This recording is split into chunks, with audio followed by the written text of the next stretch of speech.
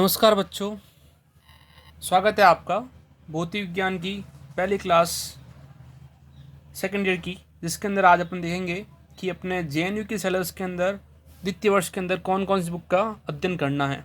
तो अपने पास में फर्स्ट ईयर की तरह भी यहाँ पर भी 3 पेपर हैं। ठीक है, तो जो पहला पेपर है वो आपका रहेगा सांख्यिकी व उष्मागतिकी। ठीक है, उसको अपन कहेंगे स्टैटिकल एंड थर्मल फिजिक्स। ठीक है, और जो दूसरा पेपर रहेगा वो अपना रहेगा quantum mechanics, quantum mechanics, quantum यांत्रिकी व स्पेक्ट्रोस्कोपी।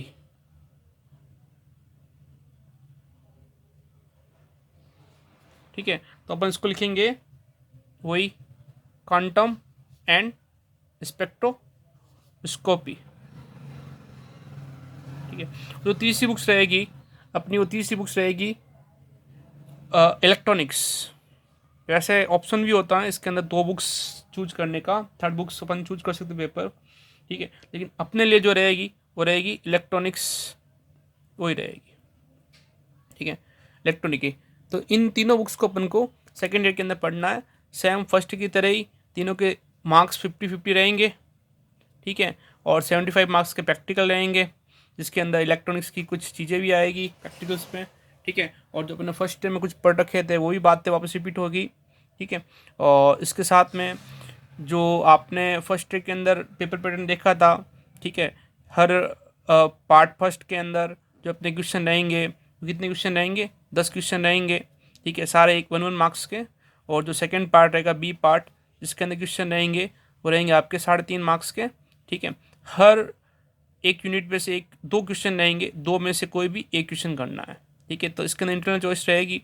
ये 5 क्वेश्चन आपके रहेंगे, वो आपको करना है। ठीक है, और जो सी पार्ट रहेगा उसके अंदर 7.5 मार्क्स के क्वेश्चन रहेंगे। ठीक है, जिसमें आपको वापस वही कोई भी 3 करने हैं, टोटल 5 में से। ठीक है, तो फर्स्ट ईयर की तरह ही अपन सेकेंड ईयर में भी शुरुआत करते हैं अपने एक पेपर के साथ में। ठीक है, तो अपन सबसे पहले शुरुआत करते हैं पेपर थर्ड से। ठीक है, तो जो थर्ड पेपर है वो अपना कौन सा है, इलेक्ट्रॉनिक्स। ठीक है, इलेक्ट्रॉनिक्स को अपन मेजर फॉर्म में डिवाइड करेंगे। तो अपनी जो इलेक्ट्रॉनिक्स होती हैं वो 2 तरह से होती हैं, एक होती है एनालॉग और एक होती है डिजिटल। ठीक है, तो अपने जो इलेक्ट्रॉनिक्स की शुरुआत की थी अपने 12th क्लास के अंदर, अपने थोड़ी सी शुरुआत की थी अपने 16 चैप्टर के अंदर। ठीक है, उसके बाद में अपन वापस फर्स्ट ईयर में कहीं इलेक्ट्रॉनिक्स पढ़ी नहीं थी। ठीक है, तो उसके अंदर एनालॉग इलेक्ट्रॉनिक्स भी थी आपकी और डिजिटल इलेक्ट्रॉनिक्स भी थी, जिसके अंदर आपने डिजिटल के अंदर गेट वगैरह पढ़े थे। ठीक है, और एनालॉग के अंदर आपने डायोड, ट्रांजिस्टर, ठीक है, परिपथ, ऐसे बहुत सी चीज़ें पढ़ी थी। ठीक है, बीजेटी, यूजेटी, ठीक है, पीएन जंक्शन डायोड, वो सब आपने पढ़ रखा था। ठीक है, तो अपन शुरुआत करते हैं अपने पहले पेपर का, थर्ड पेपर का फर्स्ट यूनिट के साथ में। तो सबसे पहले अपन शुरुआत करते हैं इलेक्ट्रॉनिक्स की सेकेंड यूनिट से, क्योंकि जो अपनी सेकेंड यूनिट है उसके अंदर है सबसे पहले अपने पास में नेटवर्क थ्योरम।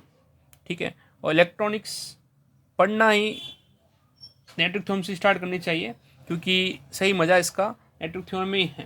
ठीक है, क्योंकि सबसे ज़्यादा इलेक्ट्रॉनिक्स में जो इंटरेस्टिंग पार्ट है उसका सर्किट है। ठीक है, तो सर्किट से अपन स्टार्ट करेंगे। ठीक है, तो जो अपनी फर्स्ट यूनिट है उसके अंदर वैसे नेटवर्क थ्योरम है, जिसके अंदर अपन बहुत सी थ्योरम पढ़ेंगे, जिसके अंदर अपने पास में थेवेनिन थ्योरम है, नॉर्टन थ्योरम है, मिलर थ्योरम है। ठीक है, मैक्सिमम पावर ट्रांसफर थ्योरम है। ठीक है, इस तरह से अपने पास में 5-6 थ्योरम है। उसके बाद में अपने पास में जो अपने पढ़ रखे थे बीजेटी का common collector configuration, common emitter configuration और कॉमन बेस कॉन्फ़िगरेशन पढ़ रखा था। ठीक है, तो वो भी चीज़ें हैं जिनका अपन को हैबिट मॉडल भी निकालना है, एच पैरामीटर भी निकालने हैं। ठीक है, और उसके साथ ही अपन इसमें दूसरी चीज़ें भी पढ़ेंगे, जिसके अंदर अपने पास में करंट गेन, वोल्टेज गेन, इस तरह से बहुत सी बातें निकालनी होगी। ठीक है, तो हम शुरुआत करते हैं नेटवर्क थ्योरम में। तो नेटवर्क थ्योरम पढ़ने से पहले अपन इसमें जो नेटवर्क थ्योरम में जो अपनी वर्ड काम आएंगे, उन वर्ड के बारे में अपन स्टार्ट करते हैं। ठीक है, पहला अपन सर्किट के बारे में पढ़ते हैं कि सर्किट या परिपथ होता क्या है। ठीक है, तो अपन ने वैसे तो सर्किट सॉल्व कर रखे हैं। ठीक है, 10th क्लास से शुरुआत कर दी थी, इसके अंदर अपन ने सीरीज ऑफ पैरेलल के सर्किट सॉल्व किए थे। उसके बाद में अपन ने किरचॉफ के नियम भी सॉल्व कर रखे हैं 12th क्लास के अंदर। ठीक है, तो सिंपल सी बात है, सर्किट या परिपथ किसको कहेंगे। ठीक है, कि यदि परिपथ के अवयव, परिपथ के अवयव, परिपथ अवयव का मतलब होता है, परिपथ अवयव के अंदर अपने पास में आता है प्रतिरोध, संधारित्र और प्रेरक कुंडली और कुंजी की तो स्विच होता है नॉर्मल सा।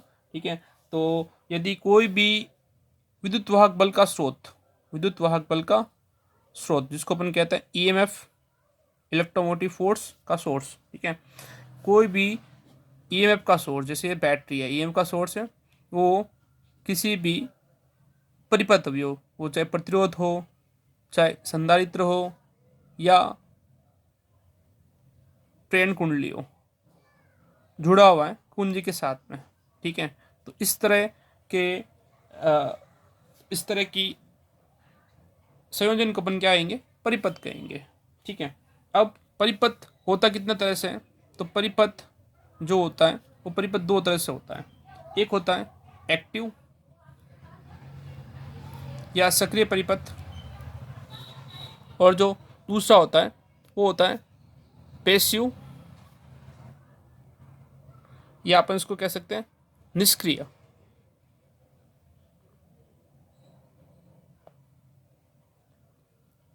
निष्क्रिय परिपथ, तो सक्रिय परिपथ और निष्क्रिय परिपथ सिंपल सी बात है, एक एक एक एक को अपन एक्टिव कह रहे हैं, एक को अपन पैसिव कह रहे हैं। ठीक है, तो इनके अंदर चेंजिंग क्या है। ठीक है, तो अपन बात करते हैं पहले सक्रिय परिपथ की। ठीक है, तो सक्रिय परिपथ क्या होता है, देखो सिंपल सी बात है कि ये एक परिपथ है जिसके अंदर आर, एल और सी तीन अवयव जुड़े हुए हैं। ठीक है, तो इसके साथ में एक बैटरी भी जुड़ी हुई है। तो सक्रिय परिपथ वो परिपथ होता है जिसके अंदर सदैव विद्युत वाहक बल का कोई स्रोत जुड़ा रहता है।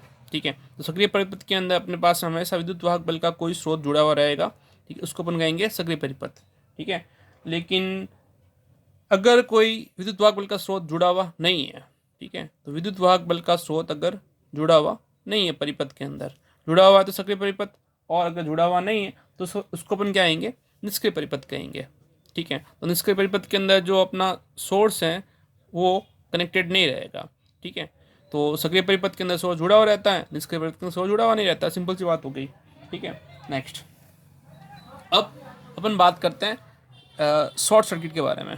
ठीक है, शॉर्ट सर्किट, ये जो अपन बातें पढ़ रहे हैं, ठीक है, सक्रिय परिपथ है, निष्क्रिय परिपथ है, इस तरह की बातें अपन जब शुरुआत करेंगे नेटवर्क थ्योरम को पढ़ने की, तो इसके अंदर ऐसे कई सारे वर्ड आएंगे, उन वर्ड के बारे में बात कर रहे हैं। तो शॉर्ट सर्किट क्या होता है, ठीक है, ट्रिक वाले क्वेश्चन कर रखे हैं कई सारे अपन ने 12th क्लास के अंदर, तो उसके अंदर शॉर्ट सर्किट या ओपन सर्किट ऐसे वर्ड यूज में आते थे। ठीक है, ओपन सर्किट जो खुला परिपथ कहते हैं, और शॉर्ट सर्किट बंद परिपथ है। ठीक है, जैसे ये कोई प्रतिरोध है, ये प्रतिरोध किसी बैटरी से जुड़ा हुआ है। ठीक है, अगर मैं इस यहाँ से प्रतिरोध से ये जो धारा प्रवाहित हो रही है यहाँ से, ये धारा यहाँ से प्रवाहित नहीं होकर, प्रतिरोध के थ्रू प्रवाहित नहीं होकर, मैं एक बाईपास दे दूँ यहाँ पे। ठीक है, तो यहाँ बाईपास देने से क्या होगा, करंट जो होगी वो इस रजिस्टर से नहीं होते हुए, ठीक है ना, इस रजिस्टर से, प्रतिरोध से नहीं होते हुए सीधा बाईपास निकल जाएगी। ठीक है, तो इस प्रकार के परिपथ को अपन क्या कहेंगे, हमेशा शॉर्ट सर्किट कहेंगे। ठीक है, कई बार घर में काम नाम भी वर्ड में भी काम ले रखा अपने, शॉर्ट सर्किट हो गया मतलब डायरेक्ट तार जुड़ गया। ठीक है, तो डायरेक्ट तार जुड़ गया तो क्या हुआ, उस केस में अपना जो वोल्टेज रहेगा ना, सर्किट के हिसाब से अपन बात करें, देखो रजिस्टर है, प्रतिरोध है ही नहीं, इसका प्रतिरोध क्या हो गया, तुल्य प्रतिरोध इसका जीरो हो गया। ठीक है, विभव क्या है इसका, शून्य है, लेकिन धारा शून्य नहीं है। ठीक है, और अगर अपन बात करें ओपन सर्किट की, ठीक है, तो ओपन सर्किट के अंदर केस में क्या होता है, जैसे ये स्विच है, ठीक है, ये अपना बैटरी है, और ये बैटरी का ये टर्मिनल है दोनों, ये अभी किसी से जुड़े हुए नहीं, लोड परिपथ से जुड़ा हुआ नहीं है अभी। ठीक है, तो इस केस में इन दोनों ए और बी के बीच के अंदर जो प्रतिरोध रहेगा ये जुड़ा हुआ नहीं है। ठीक है, तो प्रतिरोध रहेगा वो कितना रहेगा, वो अनंत रहेगा।